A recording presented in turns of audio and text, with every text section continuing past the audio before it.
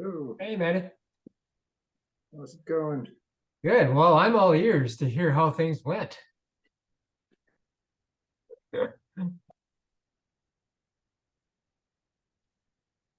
Yeah, so just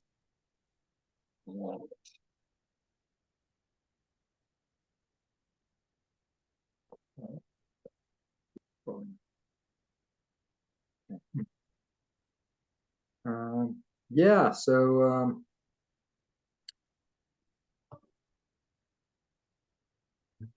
Yep. Okay, recording. Good. Yeah. so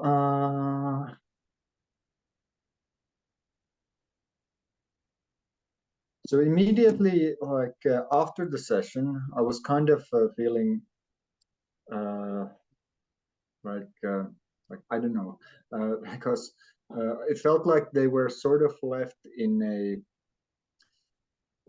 like a vague wallowing state, so that like they didn't uh, like when I asked them to um, the presentation went great, and I think they understood all the points I wanted to make, and they found the stories meaningful to work with, or like if I think they were able to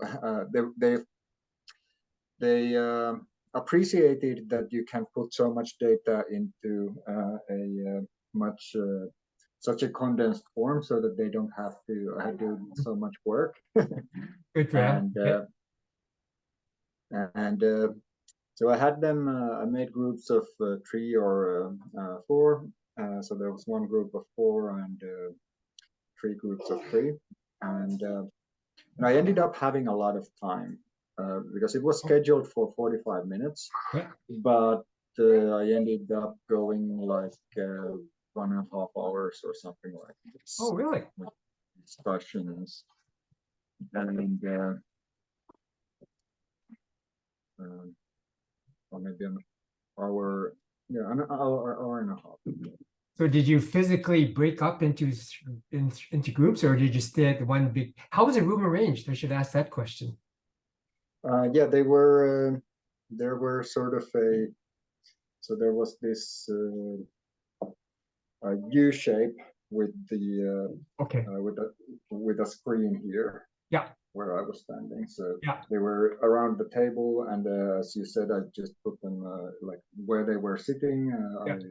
The group Yeah. Side by together. side sort of thing Yeah. to make a group. Okay. Good. Yeah.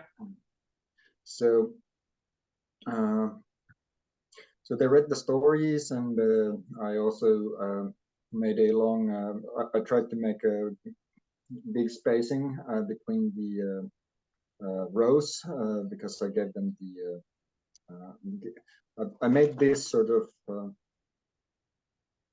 okay. So what I originally thought I would do was that I would put a face of the narrator to each of the stories, the aggregate stories. But this graphics designer that I'm working with had some trouble because they were because if you have a certain sort of face, if it's an old person, you think that it's told by an old person, whereas the aggregate is formed by much more than just one demographic. And so she made these really cool illustrations about events that happen in the stories, but they were very emotional. uh, some of them were really provoking emotions. So I thought that it will sort of divert your idea thoughts to that part of the story, and you get stuck on that. Yeah. So I presented them with the stories on a paper like this, where you Yeah. have the plot Yeah. of this group, Yeah. and then the story, and then you have like uh, and for example, here's another. another example where you have. Yeah, we talked about that. The data is somewhat neutral as it's presented. Yeah, right. So yeah. Oh, good. Yeah. So so that went well, I think, and there was a lot of discussion in the groups, and then when when we went to the general discussion, I asked like everyone to say like what did you find important in this, in what you were discussing, which story did you choose in your group, and we went uh, through the groups one by one, and then I had them do another bit where we I sort of I started putting the basis there because one of the groups had started discussing solutions in the first phase, and so I sort of intervened and I said, "Oh yeah, hey, by the way, try to keep away from solutions." And then when we were doing the uh, uh, general discussion, then I said them that told them that, "Oh yeah, so you might some of you have already talked about these discussion solutions, but and it's very natural for solution-oriented humans people to sort of go to the solutions." And then I told them this anecdote that I always tell, that when I was working in marketing, we had this thing that where we had to really stop people because someone if we didn't stop people, eventually someone would say that say out loud maybe we should make an app. And then after that, everyone starts talking about, okay, what kind of an app? Oh, this would be a cool feature, and so forth. And then when the app is done, we find that our target group doesn't use mobile devices.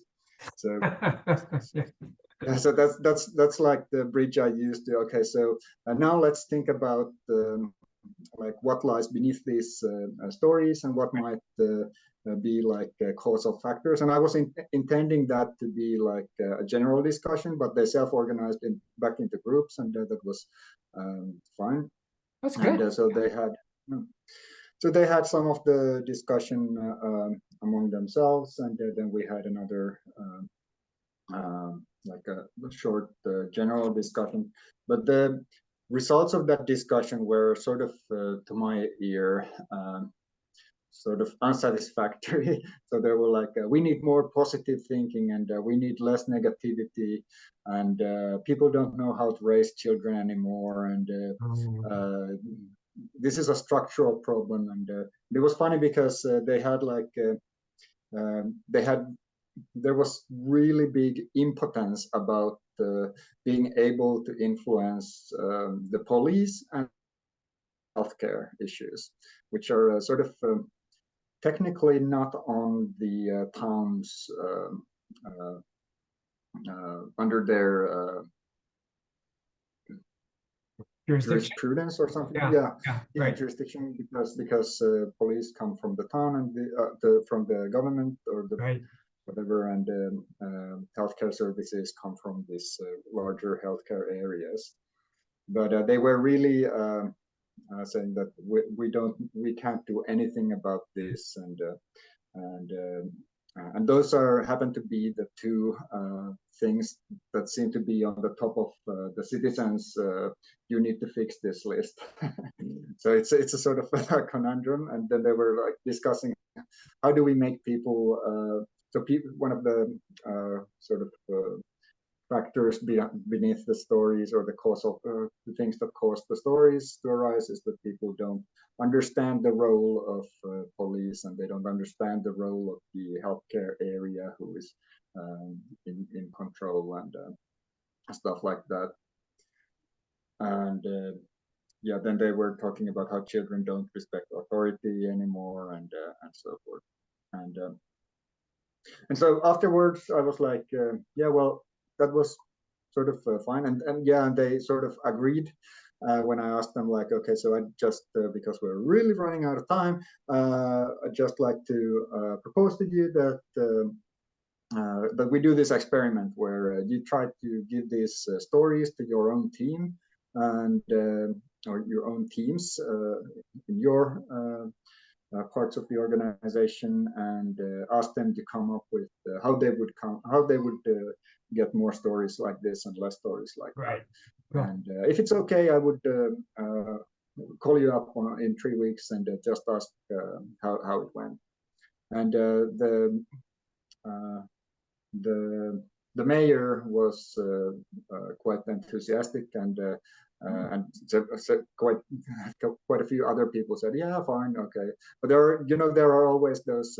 I keep seeing some of these faces in my presentations to the town who are like really curmudgeonly. I would never say a word and look like they've been forced to attend. Yeah. So I don't know how they will receive my call, but it would be interesting. Right.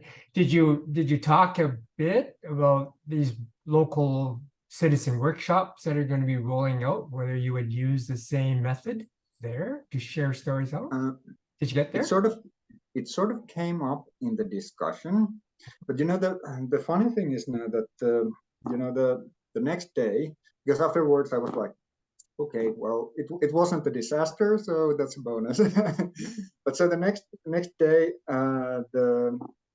this citizen engagement lead, this Pia, she phoned me up and said that, oh yeah, that went well, and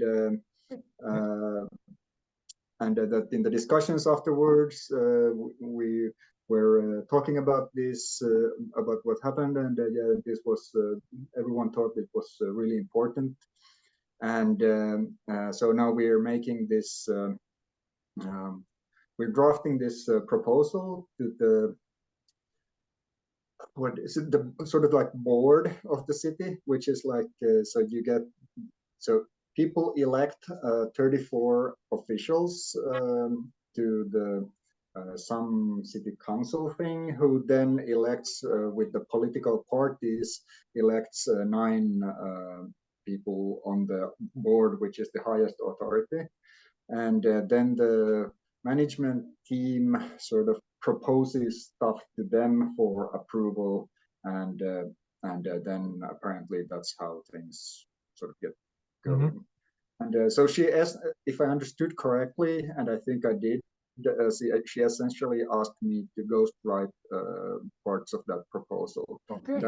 And I asked her, like, okay, so how long should it be, and what stuff should I include? And she's like, yeah, well, just don't spend many days writing, but make sure like all of this stuff that we've discussed goes in there, and so forth. So, yeah, so now that's I'm good. sort of So she's on board, which sounds like it. Yeah, definitely. You just she probably then is asking for your guidance if she's asked you to write the proposal, right? So that's, I see that also as all kind of green light signs that, hey, this could work. And now it's a matter of like, well, let's do an experiment, roll it out to one local group, see how that works, and then we come back and then we adjust, we adapt, and then we do another, we adapt, right? So don't feel like, oh, we're going to roll all these things all at once using the same method. You don't know that, right? So this is complexity. So we have to go to each group and carefully look at how are they responding? How are they reacting to this? Because you just don't know, right? So yeah, and that's normal. That's complexity that we're dealing with. Well, that's good. I'm hearing really good things that they worked out. That's good.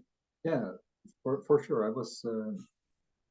It was weird because there was this discrepancy, because I was, after the meeting, I was like, oh, okay, and then the next day when she called me, like, oh, you guys really thought it was something. That's good. That's cool.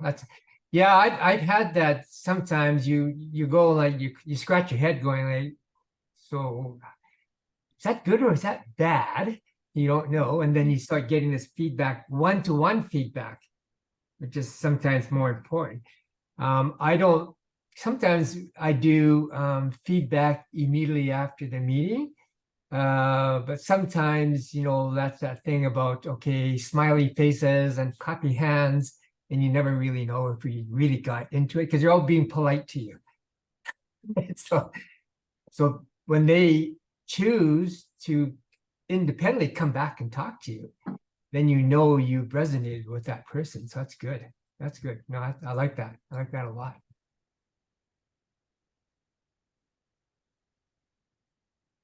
Yeah, so I guess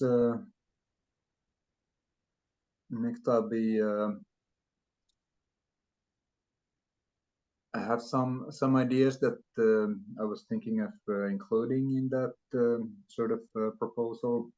Mhm. One was we have this library project. So we have this European Union democracy engagement sort of funding that where there are these uh, events that have been scheduled with the library for next year. Mhm. And so one of the things is um, so I could do some workshops in the library Mhm. and related to the survey data. And another thing is that there are these so there's this another thing that they've got funding for, which is like increasing the safety of safety and preparedness in these rural areas around the city center. Yeah. And I'm not sure if I want to put my spoon in that soup, but there is we're thinking with this graphics designer that I'm working with. We've been thinking about doing a like a local preparedness guide, and so she could go and observe those discussions and come up with as part of her service design studies, try and come up with things that we would include in this local preparedness guide, and then we could try and create some process that where different these Yeah. municipalities could produce such Yeah. guides from Yeah. local discussions. Yeah. So let me suggest to you, I always think in terms of theory, application, practice. Mhm. So when you develop a proposal, you may want to go, what should I put first? Do I put application first? Then I talk a bit about the theory behind what we're going to do. Then we're going to go out and practice this. Or do you want to put theory first and say, because we got this general theory in place, look at all the different applications that we could do. And now we have to figure out first things first and prioritize, or maybe do things in parallel. But we now have this general theory that we've got. And I would suggest even that part of the theory would be, you know, you and I will use this word. I'm not sure you want to put in proposal this idea of the human sensor network. We have a nice way of capturing data now online for people that can do that, because we know that interviewing and regular surveying is very costly, it's expensive. I don't know if you're going to do a Word document or a PowerPoint deck. If you do a PowerPoint deck, I mean, you can go into my website and you can see maybe there's some slides or graphics I've got you may want to put in there. I've got a slide in there that says, okay, why ethnography is better than traditional surveying techniques. And it really comes down to faster, better, cheaper. So that, you know, all in one slide. So that makes it an easy, oh, I get this. Right. And then also, so you incorporate the fact that, okay, part of your method may be going out and not collecting stories at the beginning, but you go and you collect stories manually. So people get a feel what's it like to collect stories, sit there, analyze them, look at more favorable, fewer, so you get that idea. Then at the end of the session, you go like, okay, this has just been really a small sample size. And I know that you've got probably more stories that you're thinking about that you want to share. Here's this online tool called SenseMaker. to allow you to put some stories in. And in fact, what you can do, and I've done this, I did this with the frontline workers at Qantas. We purposely decided, okay, I just can't go and introduce them. Here's SenseMaker online, enter stories. They'd go, what? We did anecdote circles, and I did 7 of them where we would get the crew that was on shift that day to sit there, and they would just share their stories, very much like that. And then as they shared their stories on a whiteboard, I'd say, okay, if you wanted to give a name to your story, Matti, what short name would you give to it? Oh, don't know when I have the right pieces. Okay, good. And I just write that on the board. Then we go through that. Then I say, okay, this is cool. We share these stories just within ourselves, but I think other people should be seeing these stories. Particularly, there could be other crew members that are not here that have the same problem that you've got. How do we connect with them? So then I introduce SenseMaker, the collector, saying, okay, now the story that you just shared, go and enter that, because we actually had computers in front of us in a computer lab. Go in there and enter the story that you shared. Okay, and by the way, look at the whiteboard. Here's the story that you shared, so they can remember that. And you're like, that's when you go like, it's only like 5 minutes. That's all we want. Just put 5 minutes in quickly. And then we're going to ask you to signify that, with the triads and the dyads. So I've got a slide that explains that. And I say to them, okay, go ahead and do it. And they do it. And then at the end of it, and it takes about 15, 20 minutes, I ask them, how was it? And they go like, easy peasy. We can do this. Not a problem. So I figured, this is good. Because what Qantas wants now to do is put on your own little iPad, because every worker had a little iPad. We're going to put a little icon on your main screen. And if you click here, it automatically opens up the collector. So you can enter stories anytime that you want. And everybody said, okay, great, let's do that. Now, if you want that sort of workshop, I can give you the slides for that. Because I can, they're Qantas slides, but I can easily sanitize them, clean them up. We can change logos, whatever, but you can see how that workshop goes. So that'd be part of the theory, the methodology. In this case here, application to maintenance of jet airplanes. But in your case, it could be an application for libraries, application for safety, whatever, right? Same methodology would work. So that's why I'm sometimes a fan of getting the theory out first. So then people can start seeing a bigger picture as opposed to an application. Does that make sense? Yeah. For the anecdote circles, how were you able to have people tell stories, or how did you encourage them to do it? And write them by hand on the board and stuff like that? Yeah, what you do is that, okay, you always go into a natural headquarters or natural setting for them. This is the crew on shift. They know each other. We know that they're sharing stories amongst themselves. We know that because that's what we do. Management was there, and management says, hey, this is what Gary's going to do. He's going to collect stories. Okay. And whatever comes out of it, we're supportive for it. Okay, goodbye. I'm leaving now. Right. So I was there with like 15 to 12 to that many guys. And I just said, okay, let's share some stories, because you do. Let me give you a prompt question to make it easy. Can somebody share a story or a recent experience that just happened or made you feel really good about safety in Qantas? You get a pause. Then somebody goes, okay, they tell the story. That's good, right?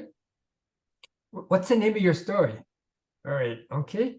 They got my back. Okay, right up. Got my back. would anybody else like to share a story? And there's always people looking around, not quite sure. And also realize too that we had English and Spanish speaking people there as well. So I had, you got to respect that. So a lot of Spanish people, maybe they don't want to talk immediately. So, and that's fine. But the thing that I look for is that somebody will always go like, okay, I got another story. Bingo, bingo, bingo. Okay, great. Then somebody by the third story goes like, well, let me tell you a story when things were not good. All right. Okay, now you go like, this is good. All right. Because now they're feeling more comfortable. They're feeling psychologically safe that they can share these stories. So and I said, wow, I did this. I'm looking at them. Okay, fine. Then someone will go, well, let me tell you another.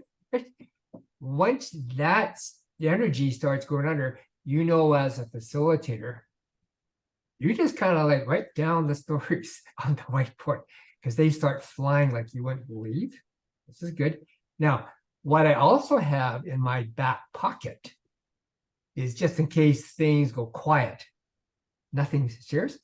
Let me give you another prompt question. Okay. Has anybody had a situation where you came upon a job that you've never seen before? What did you do? Right? That's always a good one. A novel situation. Yeah, we had this. That's always very useful as well because things change. You just okay. So that's another prompt question. Another prompt question be: have you ever come up to a situation where if you were to follow rule A, this would conflict with rule B? So what did you do? So this is the story. This is the experience. This isn't about rule A is right or rule B is wrong. This is about what did you do? And I always say this is important for management because they probably don't even know that rule A and rule B conflict. You guys do. So what do you do? And some might go like, well, I don't do anything. I sit there and I inform the supervisor. That's fine, right? Another guy was like, sit there. Oh, I like rule A. I just do rule A. Bingo, right? Another person go like, I have a workaround that I do. Oh, tell me about that, right? So you're gathering all this really cool information. And what's really, really useful is that you start hearing decisions that people are making. Right? And that's really, really valuable. So what happens when you have a situation where somebody's being bullied? What did you do? What happened? Okay. So you can couch stories like that. So I'm a fan of clients who want to say, can we do this manually first in an anecdote circle before we just throw out, here it is, click on here and enter stories. Because then you can start shaping the sort of really useful stories that would be in there. Stories where decisions were made, just stories where dilemmas were created, ambiguity. And why do we want those stories, Matti? It's because all the stories about like, okay, if we're given a job, we follow the book, and the job was completed. That's an experience. That's a story. Good on you. Pat in the back. But we don't, that's good. But we don't want a whole bunch of those. Those belong on the ordered side, right? We all get those. Ones that we're really interested are the ones in the complex domain, where people they're facing dilemmas and paradoxes. And they're saying, well, why did the policeman do this when the last time the other policeman did that? Right? That's that sort of like gray area. We want to delve into those. And that's where we want the narratives. The data. You start seeing where are the patterns that caused a policeman to behave this way, a first aid attendant to act that way. Right? So these people, when they are in their teams and in their shift, they are sort of they have a sort of like a common goal that they need to get the job done somehow, Yes. and they are sort of aligned in that sense, and there is sort of like a common, like a purpose or something like this, to something that unites them, so that we need to get along because we need to get, or we are working together because we are getting this stuff done. Mm-hmm. So I'm wondering what are the contexts in like in citizen engagement uh, area where you would have people that are sort of in one place in their natural environment. Uh, what would that be? We don't know. And the idea is that we don't want to start pointing into certain areas because that's our cognitive bias. Because if we do that, we may inadvertently miss some of the outlying stuff that we were not even aware of. So you want to position. Hold on, just a minute. Yeah. Okay. I'm gonna go say good night. Yeah. Okay. Yeah. Hang on. Oh, hang on. Because it was we went through. So our use case was these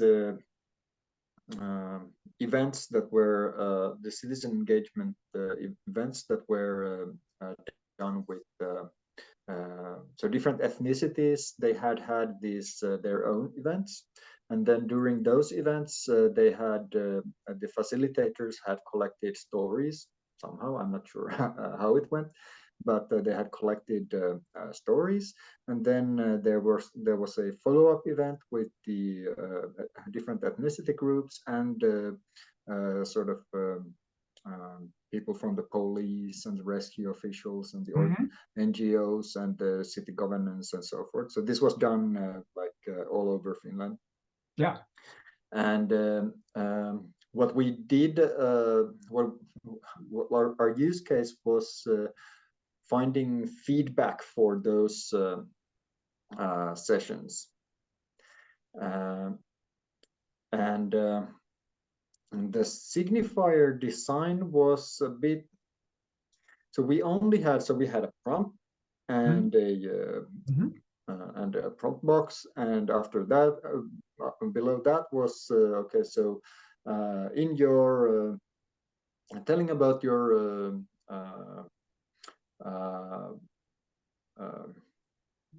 relating to your response, it makes you feel positive, negative, neutral, something like this, multiple choice question. Mm-hmm. And then all the rest of the questions related did not were not contextualized to the prompt, but were instead contextualized to the event. So the most important thing in the event was for me connecting with each other, getting things done, and something else, and so forth. So we sort of lost the whole point of the arm survey in that sense, and maybe it was because the context was this sort of feedback from an event, but I was sort of left hanging because I looked at the data and I couldn't make heads or tails of it. It was just like blah. But they were overwhelmingly positive responses, so that was so people really liked those events where they actually did in small groups. They did more like this, less like that, but fewer like that. And so that was sort of, at least the people who answered responded to the collector after the event, at least those people were really satisfied. So my first thought was this data is fabricated, it can't be this positive. Well, that's a problem, right? So yeah, I mean, are we hearing the authentic voice of the storytellers, or yeah, a really good point. Okay. So back to your proposal, how are you thinking? Are you thinking a Word document, PowerPoint, or at this Yeah, point? I have been shared a Google Docs Okay. document where there is a place that says, Matti, put your stuff here. You got a template then to fill in the template. Okay. All right. Okay. Great. So yeah, well, I think I've got to go unfortunately, but if you again, I'm available if you want me to comment on your proposal. Mhm. Um, or if you want to just, you don't need to, obviously. If you want to go ahead and just do it, I'm all happy with that as well. So up to you. Yeah. Yeah, so why not? So it has to be done in September, September 9th. It has to be ready. So Mhm. uh,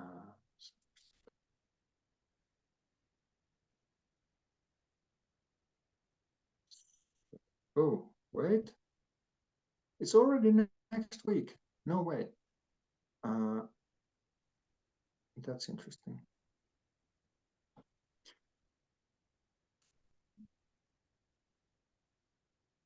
Can we have a quick call next week sometime? Let's look at the calendars. Let's see. Yeah, it's like tomorrow is September. Yeah, We're, I didn't realize that the August has been really long. no kidding. I feel the same way. I've got a bunch of things. I've got 4 or 5 things I'm juggling right now. All of a sudden, I'm like, oh my God, it's September. What would you like? Also, what we can do is maybe I can send you something on Slack for just a quick bounce around or something like that. Yeah. Um, Did you? It's going to be a Google Doc. yeah, yeah. But it's If you want, you can just share it to me I as I comment can't as a yeah, I commentary. can't share it, and it's in Finnish anyway. So, Oh, but I okay. Okay, got it. Okay. Oh yeah, it's in Finnish. So how am I going to help you with that?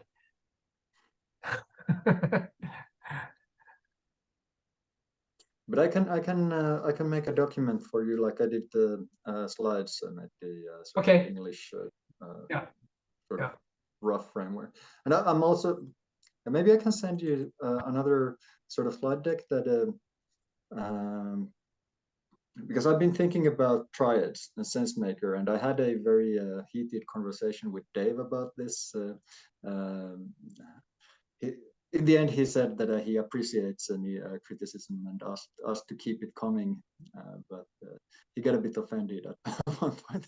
But yeah, so I was like pointing out that not all research has been done behind the triads, and there are a bunch of things like sort of academically unsure of Hmm. in using Hmm. those.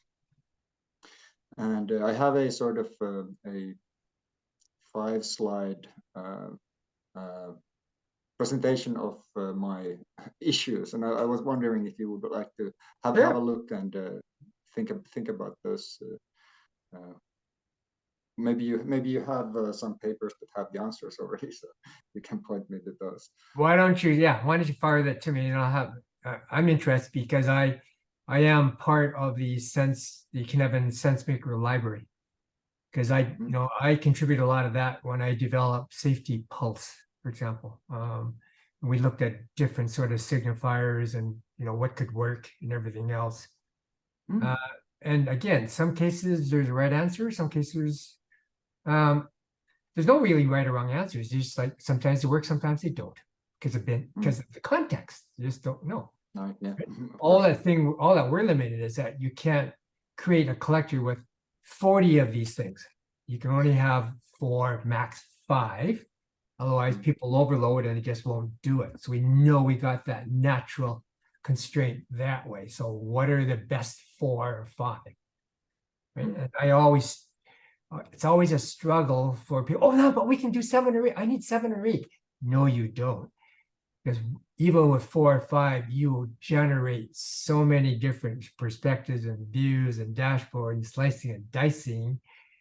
You can spend all your time in analysis paralysis. You got to be careful. All right, cool. But I'll send it your way, and Yeah. I'll let you to your business. Yeah, that's great. Okay, I'm happy that things did work out, and at least you got a next step that you get to. Yeah, yeah. Thank you so much. Hey, did I tell you that I've been also talking with Paul Adler? Did I Paul, mention yeah. that? Oh no, okay, Yeah. that's good too. Yeah, Paul's a cool guy. I mean, I talked to Paul, and we're on the hunt as well. And I'll put something on there. He puts something there, and we make comments for each other and stuff like that. So yeah, very supportive of what Paul is doing. But Cool. it's interesting because we talk about completely different things, about the same topics, but it's been a very enriching experience for me good. getting That's to cool. know this area. Yeah. All right. Okay, I'll let you go then. All right. Okay, take care. Thanks. Bye. Cool. Bye-bye. Oh, sorry, we didn't pick a time. Oh, did you want at this point pick a time, or just pass right now? Are you so I was wondering if you're super busy next week. And Yeah, it's already next week. I I've didn't got realize it. yeah. Again, I got spaces. When do you have to submit your proposal by? So that's 9th of September. Oh, that's Saturday. You got to submit by Saturday. So probably looking what Thursday would be okay right now. Mhm. Want to do Thursday? Okay, sure. All right. So let me before we leave here, let me just go into my calendars. Okay, pick that Zoom chat. Let me duplicate that. All right, and now I'll change that to, so we are talking September the 7th, right? 10 o'clock. Okay, so let me save that. Okay. It's in my calendar and hopefully should be in yours now. Show up yet? Got it. Good, good. Okay, we're good for that then. Great. Thanks. All right. Much appreciated. All right, great, Daddy. Okay, you Cheers. take care. Bye-bye. Okay, bye.